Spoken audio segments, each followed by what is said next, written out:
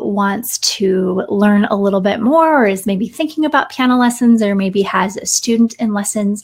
And so feel free to share this, link this video on your own Facebook pages. Feel free to ask questions, introduce yourself, contribute your own experiences as we go. Today's topic that we're going to be talking about is how to work at the piano with young beginners. And so to introduce this, I want to give a little bit of background here. I like to go deep on topics that feel really relevant to me. And we just had a period of public open enrollment last month and welcomed a lot of new students into the program, which is super exciting to think of all the new families having access to music lessons. And so one of the things that I noticed is we had a lot of families signing up with students who were 4, 5, 6, 7, kind of that younger beginner age. And that's fantastic. I encourage that highly. But it also means that parents need to be super involved in the process at home. So I thought it would be good to hop on and give some tips and pointers for that. I will let you know my approach is a little bit different than you may have heard. So a lot of times piano teachers that teach kind of a traditional piano lesson setup, who have students that come into their homes and they work with them on the piano bench for a half hour, they will have students, they will require like a minimum age for students. And I have lots of colleagues, fantastic colleagues, that won't start piano lessons for their child until maybe age 7 or until 2nd grade or something like that. And I totally understand and respect that, because I believe that when you have that expectation that a student's going to come in and sit at the piano bench for half an hour, that you do need a child that's going to be a little bit older. But I also believe that there's so much benefit to starting kids on a musical instrument young. And so I believe that if you have a teacher that is willing to work with that age, and if you have a parent that's willing to really commit and be a support at home, that it's fantastic to start kids young. I've worked with a lot of early beginners. I used to teach just a 4-year-old class, a parent-child 4-year-old class in music. I was certified in the Music for Young Children program, which is really specific to early childhood development. And then I also began my own students, my own children, I should say, when they were 4 years old. My son plays trombone, my daughter piano, and they started both of their formal lesson experiences when they were 4. So this is something that I'm really passionate about, and that I am really excited about, and that I have worked with a lot. So I do have, I'm calling it a cheat sheet. I like to create little, I'm going to put it on here, little freebies for you to take away. And here, oops, that's not where I meant to put it. I meant to put it in the comments. Well, maybe I'll link it to the comments afterwards. But there is a freebie to go along with this that's just going to basically have a summary of the notes that I'm going to go through with you in more depth, so that you can kind of remind yourself as you're actually working with your student. So the first thing that I want to talk about is scheduling practice time with your student, because I feel like this is kind of the basic thing to start with, and it can also really go wrong. So the first thing that I want you to understand is that it is important to have a scheduled practice with your student. Now, what I mean by that is not that you say we are going to practice for a half an hour every single day. I completely discourage aiming for a certain length of time when it comes to practicing, and I'll talk about more of that in a moment. But what I do mean is that you are going to need to schedule the time, have that part of your routine, put the structure in place so that your child knows to expect that they are going to be practicing piano every day. Now, at first, when your child first starts lessons, they might be super excited about learning a new instrument. And so they might ask, and there might not be any resistance to this. But as things go along, they maybe get a little bit more challenging. They won't be asking to practice. And so you have to take the lead there, and you have to make sure that you are scheduling time at home for practice. Now, I talked about don't worry about the length of practice, and we're going to kind of keep focusing on that throughout our discussion here. But especially with young kids, I find that the length is just going to vary so much from day to day, that saying we're going to practice for 30 minutes, so we're going to practice for 20 minutes, and having that as a rule and an expectation isn't necessarily going to be healthy or good. For young kids, young beginners in music lessons, it might just be a few minutes every day. That's okay. So what I want you to just focus on is setting that up as part of your day, but not necessarily getting consumed with having it be a specific amount of time. So hopefully that makes sense. Along those same lines, I want you to find a consistent time for when your child is at his best. And this might change, and it might take some playing with and figuring out. When my daughter was in kindergarten for half days, we always practiced right after school because she wasn't super tired. And that worked really well. And it was like the first thing, she had her school snack, after school snack, and then we'd go practice piano, and then she'd play and do her thing. And that worked really well.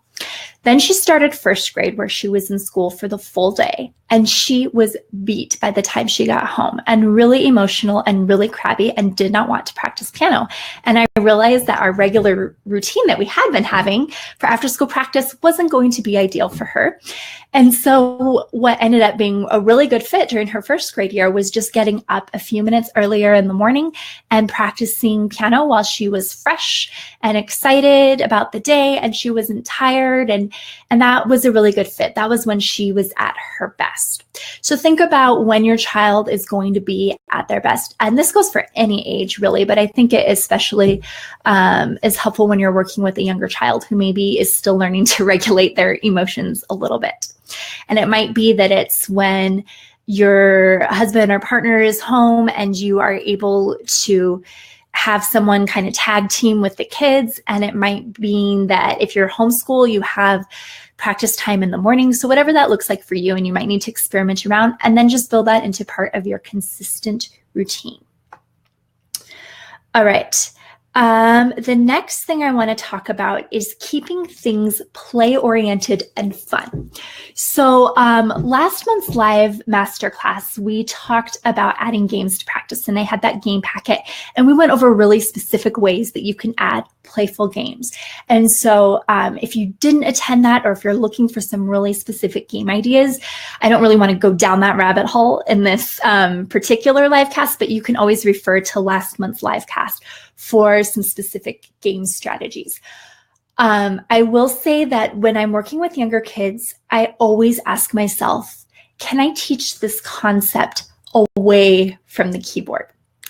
Or when we're practicing, I always think, is there a way we can practice this specific part of the piece away from the keyboard? Because sometimes sitting at the piano bench is just not going to cut it for a 4 or 5 or 6 or 7 or 8-year-old, right? Sitting at the piano bench. So I always try to look for ways to do things away from the piano. So for example, last year I taught a 4-year-old in private lessons, and when he would come, we didn't sit at the piano right away. We played the rhythms of all his pieces on the drums or the bells or some kind of fun rhythm instrument. And then I'd maybe have him play for a couple minutes, and then we would do some note naming reviews on my phone. I have a couple of note naming games that he would play on my phone, and then we'd go back and do the piano. So we kind of went back and forth, and we just kept things very playful and very lighthearted. And I think that's really important for students that are young. It's just unreasonable to expect that they're going to sit at the piano bench for an entire practice session. So always be looking for ways that you can practice something away from the piano. And it might even mean that maybe you're not practicing the song at the piano that day. It might mean, for my son, sometimes he is like having a hard day and just can't focus on practicing the trombone and doing the things that we need to do. And he's not in a place where he can sit there and work on theory and note name for me. So I'll turn on a Trombone Shorty video, who's his favorite artist, and just let him play along on the trombone. And we've still built in that time for practice, right? He's still playing the trombone. He's still loving the trombone, but we're keeping things playful and fun, and I'm following his lead. So that's my advice for there. The next tip is to have a variety of activities with lots of things to touch and do. So kind of like what I just said. And I'll tell you this from when I taught, when I used to teach classes of 4-year-olds, piano lessons, it felt really chaotic. I think the parents would come too, and I think it especially felt chaotic to the parents because we didn't spend the entire lesson at the piano. And we didn't spend even like 10 minutes on one activity. We had a ton of activities that we did, but we would just do them for about 3 minutes each because that was how long we could keep the child focused, and then we'd move on to the next thing. So we would maybe sing the song for a couple of minutes, and then we'd maybe try it at the piano, and then we would maybe play the song on the drums, and then we would maybe color a picture. So, because that's fine motor strengthening when you're coloring and cutting and all that stuff. So this does take some pre-planning on your part because you want to have those things ready to go so that you can continue to keep your child engaged. But just know that that is a strategy that can work really well, even if it feels a little bit hectic and a little bit chaotic. Just focusing on little things for small increments of time and kind of moving from one to the next is going to be something that will help keep your child a little bit more focused. And then as you begin to practice with them more and they begin to get used to this, you'll notice their stamina will increase and you can actually focus on maybe playing at the piano bench for 6 or 7 minutes instead of just 3 minutes, or maybe practicing the rhythm on the drum for a little bit longer. So their stamina will increase as they become used to your rhythm and your flow. All right, the next thing I want to talk about is giving loads of specific praise. Kids get frustrated on their own when they don't get something, right? We don't need to be the ones to like hammer it in and be like, you did that wrong, because that's just going to increase their frustration. They're going to get discouraged easily. So I sort of come at it from the opposite end, where we need to just lead with praise. And I'm talking specific praise. If you're just always saying to your child, good job, great work, they kind of begin to discount that because they just get used to hearing it, and they might even like not necessarily believe you. And so finding really specific things that you can give feedback for. So, oh, you did a great job trying that really hard rhythm.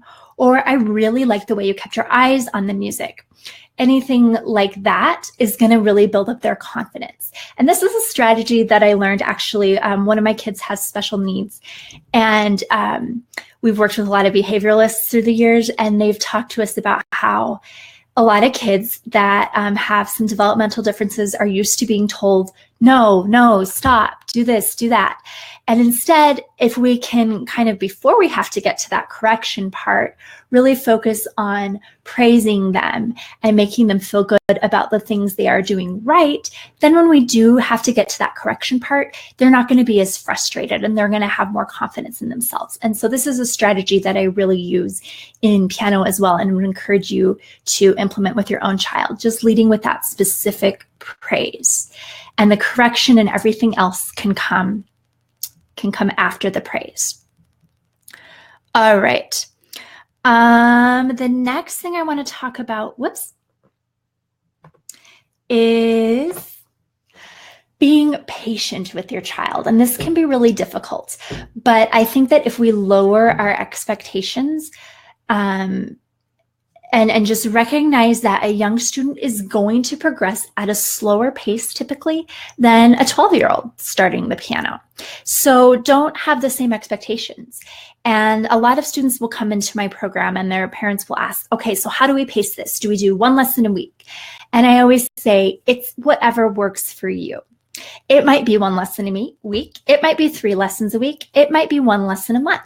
I know that some of the parents of my young beginners who have 4- and 5-year-olds working in the program, they will sometimes spend a month on that first lesson and really helping support their child learning rhythm. That is fantastic. There's no time limit. It's always going to be there for you, okay? And it is going to take longer because children are still developing their fine motor skills. They're still developing their ability to focus and concentrate. So really be patient. Don't get discouraged.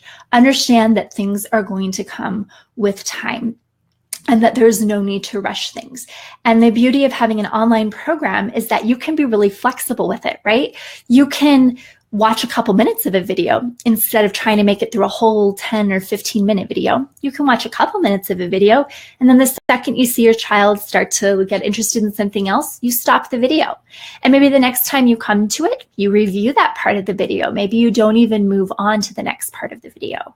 So really, just take it as slowly as you need to, and know that I'd rather you err on that side of like taking your time and being slow instead of trying to speed through a lesson and master everything quickly so that you can move on to the next lesson. And I think that your child will learn from that as well, and learn that, oh, it's okay to take my time with this and to work at something. Good lifelong lesson, right? And then my final thing was to follow your child's lead. And we've kind of been talking about that throughout this live cast here, but I think it's really important to watch your child for cues. And I talked about that a little bit, how I have to do that with my son sometimes, how we'll sit down to practice trombone and he knows that it's trombone practice time, but we'll sit down and he's all over the place and he just can't focus, or he's super emotional because he's worked really hard at school and he's just not in a good place. And so rather than trying to make him go through his different things, I don't know all the terms, but the different positions and the different notes in each position, I'll just turn on music and let him have fun and play along with the trombone. So we still have that scheduled practice time. We're still doing something trombone focused, but I'm following his lead. And so that I'm still making sure that he feels loved and supported. It's that, again, relational approach to learning an instrument, and trying to just nurture a lifelong love of music instead of being so rigid with a young beginner that they start to resist practicing, resist lessons, and they start to dread anything to do with that instrument. So I think that's really, if you can kind of lead with love, play, follow your child's lead, that you're going to have a really successful experience. And I would say that too, even with the length of practice time, we talked about that, not setting a length, right? Not saying, okay, we're going to practice for half an hour. But doing the things that you have planned, the activities you have planned when you're practicing with your child. And then if your child's starting to get a little emotional or frustrated, following their lead and saying, okay, we're done for the day. We're going to end on a high note rather than me trying to push you and have you cry and sob and fall apart, okay? Always ending on a high note, following your child's lead, watching their cues. And I think that's one of the cool things about learning a musical instrument with this relational approach, because you begin to learn how your child learns. You begin to observe their process, and that helps you not just in helping them with music, but helping them with homework, helping them navigate relationships, friendships, all kinds of stuff. So there's so many benefits to becoming that supportive practice partner for your child. All right, that's kind of everything that I have for you now. But I am happy to take questions if anyone has specific questions. If you're working with a young child at home and you've maybe been running into certain problems or frustrations, go ahead, ask them live. And if you're watching this later, you can always feel free to put them in the comments and I will respond. Or you can shoot me an email, carly@busymomsdopiano.com. But this is our chance to ask questions of me live. I don't see any popping up, but again, we're talking about working with young beginners this month. And so if you have a young beginner at home, you maybe have questions about that. If you have any experiences you want to share of things that have maybe gone really well for you, or maybe things where everything fell apart, so you're kind of like, don't do this, everyone, feel free to share those in the comments as well. So I'm not seeing anything popping up, but if you're watching this later, again, feel free to share your experiences or ask your questions. And this, if you're a student of mine, this will be archived in the video masterclass section of your member dashboard. So you can always come back to it later.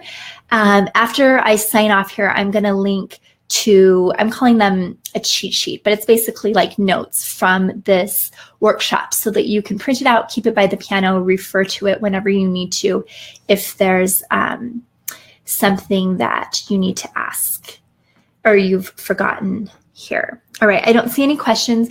Next month, we're gonna be talking about adding review, the importance of adding review to piano practices. I'm not sure on the date yet. My November's a little bit up in the air, but it'll probably be sometime in early to mid-November before we get around the crazy busy Thanksgiving time. So thanks so much to those of you who joined me live. I hope that you feel a little more equipped to support your young student at home. And always fun to be on here live and share a little bit more knowledge with you. So have a fantastic rest of your day. Bye.